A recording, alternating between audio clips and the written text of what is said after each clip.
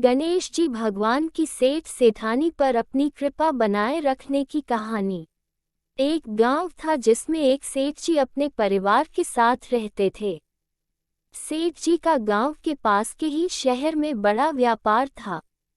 सेठ जी गणेश जी की पूजा श्रद्धा एवं विश्वास से करते थे, जिससे सेठ जी के घर में अन्न धन के भंडार सदैव ही भरे रहते थे। उनके जीवन में किसी भी प्रकार की कोई कमी नहीं थी। नित्य प्रतिदिन नियम अनुसार रोज वो नदी पर नहाने जाते और आकर गणेश जी की पूजा करते, उन्हें भोग लगाते और फिर स्वयं भोजन करते थे। ये बात सेठानी जी को अच्छी नहीं लगती थी। वो धार्मिक नहीं थी और ईश्वर में इतना विश्वास नहीं रखती थी। एक बार सेठानी जी ने सोचा कि यह इतना गणेश जी को मानते हैं, गणेश जी की पूजा करते हैं, इससे होता क्या है। आज तो देखती हूँ वो कैसे गणेश जी की पूजा करते हैं। अगले दिन जब सेठ जी नदी पर नहाने जाते हैं तो सेठानी जी गणेश जी की मूर्ति को उठाकर मूर्ति को कपड़े से ढककर बगीचे में जमीन में दबा देती है। जब सेठ जी नदी पर से नहाकर घर आते हैं और देखते हैं कि गणेश जी की मूर्ति तो मंदिर में नहीं है, तो वो सेठानी से पूछते हैं, गणेश जी की मूर्ति मंदिर में नहीं है, कहाँ गई। तो सेठानी जी बोलती है, मुझे नहीं मालूम।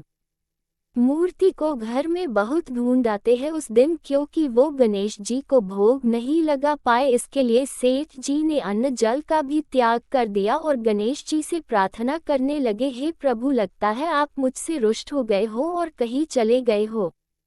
आप अपनी कृपा दृष्टि मुझ पर बरसाइए प्रभु, मुझे दर्शन दीजिए। सेठ जी ने मन ही मन सोचा कि अब से जब तक आप मुझे मिल नहीं जाते, मुझे दर्शन नहीं दे देते, तब तक मैं अन्न जल का त्याग करता हूँ। उस दिन पूरा निकल गया। रात्रि में सेठ जी की भक्ति से प्रसन्न होकर गणेश जी भगवान ने स्वप्न में गणेश जी भगवान एक छोटे से चूहे के साथ खेल रहे होते हैं और चूहे को खाने को लड्डू देते हैं। चूहा लड्डू लेकर बगीचे में जाता है और जमीन को खोदता है और लड्डू वही डाल देता है। अचानक सेठ जी की नींद खुल जाती है। सेठ जी बगीचे में जाते हैं और वही खोदते हैं जहां उन्होंने सपने में देखा था, और वहीं से उनको थोड़ी सी जमीन खोदने पर कपड़े में लिपटे हुए गणेश जी की मूर्ति मिलती है। सेठ जी गणेश जी की मूर्ति की पूजा करके उनको यथास्थान स्थापित करते हैं और सेठानी के पूछने पर सारा वृतांत उन्हें सच सच बताते हैं। बात जानकर सेठानी जी को आश्चर्य होता है और सेठानी जी मन ही मन श्रद्धा एवं विश्वास से गणेश जी भगवान की भक्त बन जाती है और सेठ जी से कहती है कि मुझसे बड़ा भारी अपराध हो गया है, अब हम दोनों पति पत्नी प्रेम सहित गणेश जी भगवान की आराधना करेंगे एवं उनकी पूजा में कभी कोई कमी नहीं आने देंगे। ये सुनकर सेठ जी अत्यधिक प्रसन्न हो जाते हैं और दोनों पति पत्नी गणेश जी भगवान को धन्यवाद करते हैं। जय बोलो गणेश जी भगवान की जय हो, सदा ही जय हो। प्रभु अपनी अनुकंपा सेठ सेठानी के समान ही हम सभी पर बनाए रखना, कहानी सुनने वालों की सभी मनोकामनाएं पूर्ण करना।